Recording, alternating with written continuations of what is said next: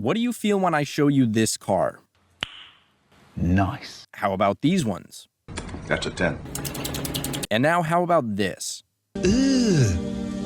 Brother, Well, even though Dodge's current lineup is a steaming pile of spicy cow chocolate, they very well might be reducing their EV focus and bringing back their special sauce in the semi-near future. Today I'm talking about that, current sales, and other big Dodge Charger news. Let's get into it.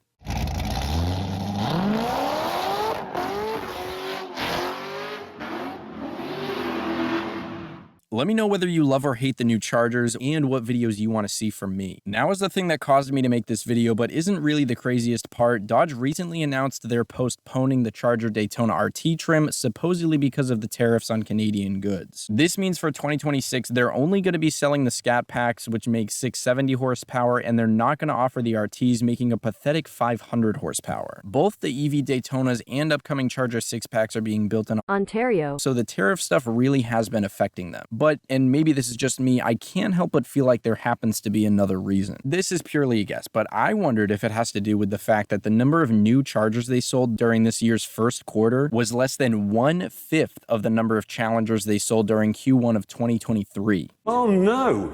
Anyway, last week...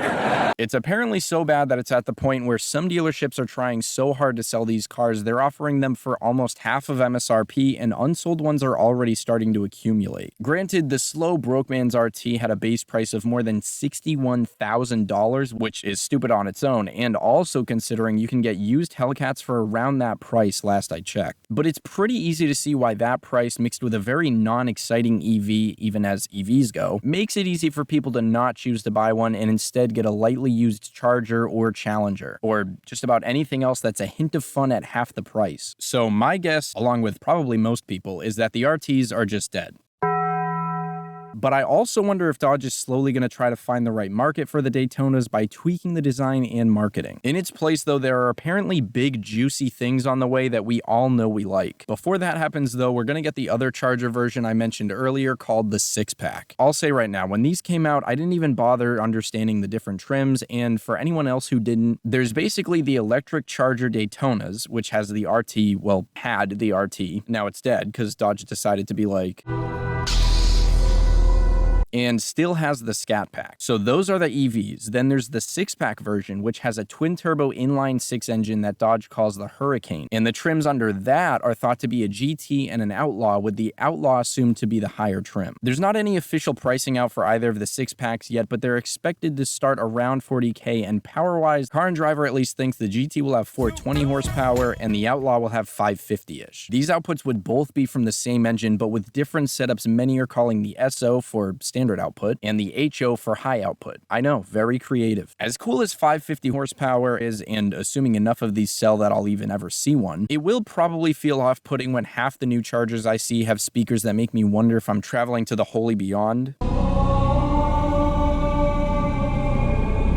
while the other half sounds like it's possessed by a demented Mark IV Supra. The Scat Pack EVs hit a 3.3 second 0 to 60 time, which they're boasting is even faster than the Challenger Red-Eye 0 to 60 time of 3.6 seconds. And maybe my perception of 0 to 60s is warped from recent years, but I was surprised that the Hellcats isn't closer to like 3.2. It's also hard to go around flexing that when your car can only hit 136 miles an hour and still gets beat to 60 by 0.3 seconds by a 10-year-old car that also happens to be so damn sexy that I sometimes get a little angry when I see one, just because it looks that good. I know I'm biased though, and I digress. Speaking of oh so sexy things though, the most exciting recent news is that there are reports from Mopar insiders that in addition to the EV and 6-cylinder Chargers, Hemi V8s will be returning, and that supposedly could mean 5.7-liter Hemis, 6.4s, or even the supercharged 6.2-liter V8s. It said this probably won't be happening till late 2026, but they've apparently been working on it, and I say better late than never. I don't want to fully 180 on these Chargers just because there's going to be a V8 in them, but I genuinely think, at least for me, this makes the new Chargers actually seem like a successor to the last gen rather than a gimmicky statement or something that needs extra effort to make it interesting. I don't hate the car, even the electric versions, and I loved the old Challengers and Chargers and wouldn't have been all that upset if they stuck around a little longer, but I definitely understand them needing a big redesign. I'll also admit that after the Demon, Dodge's little +1 moves became way less interesting interesting to me with each little tweaked demon trim like the Super Stock, Red Eye, and whatever else came out. But to make the, we'll say, abysmal jump from this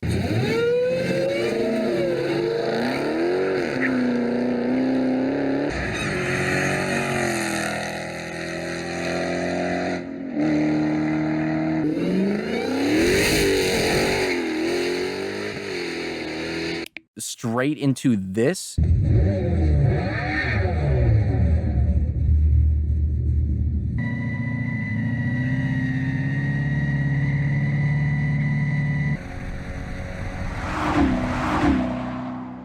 was definitely way too much. I think these looks paired with a V8 and maybe eventually a supercharged V8 or even a hybrid for extra quick accelerations would be really awesome to see. I'd honestly also love to see them make a V8 Magnum out of this style, but I highly doubt they'd financially justify that. From the report or any times that they've been asked, Dodge's CEO or spokespeople obviously never explicitly say they're dropping a V8 in the Chargers, but they do love saying things like multi-energy options have always been a part of the plan. They're also officially going to be releasing a 4-door version of the new Chargers. I'm not sure which trims that'll be for though, and I feel like that could help divvy up their different markets. Since they're dwindling down their EV options, they could turn the EV versions into a weird flexing on my neighbor that my electric vehicle has more power than I need, but I took out this car loan just so you know type of thing that's become popular. Not to the same extent, but much like the ever-posing Ford non-Mustang Mach-E, and yes, I'm still on this hill because that was a sad stunt and it should have just been called an escape. Then with that market found for the EV Chargers, they could go back to having V8 versions for muscle car lovers with larger budgets and maybe cheaper, smaller engine versions for anyone who likes the car but can't or would rather not spend V8 money. It'll be a little crazy if the lowest trim has more than 400 horsepower, but if we don't all mark smaller cars up to the stupid extra amounts people loan pickups for and horsepower becomes cheaper and cheaper while still being reliable, that's a hard thing to complain about. We've already got the EVs and one is going away potentially for good. The 6-packs should be coming in the second half of this year, and we'll just have to wait and see what Dodge ends up actually doing with their newly revived Hemi V8s for all the Stellantis vehicles, especially if they toss one in the new Charger. I'll be pretty excited. Let me know if you feel the same about these Chargers really only meaning that much if they have a V8 option, or if you think they're perfect the way they are, or just a waste of metal and tires. As always, thank you very much for watching. It means a lot to me and I hope you enjoyed. I'll see you in the next one.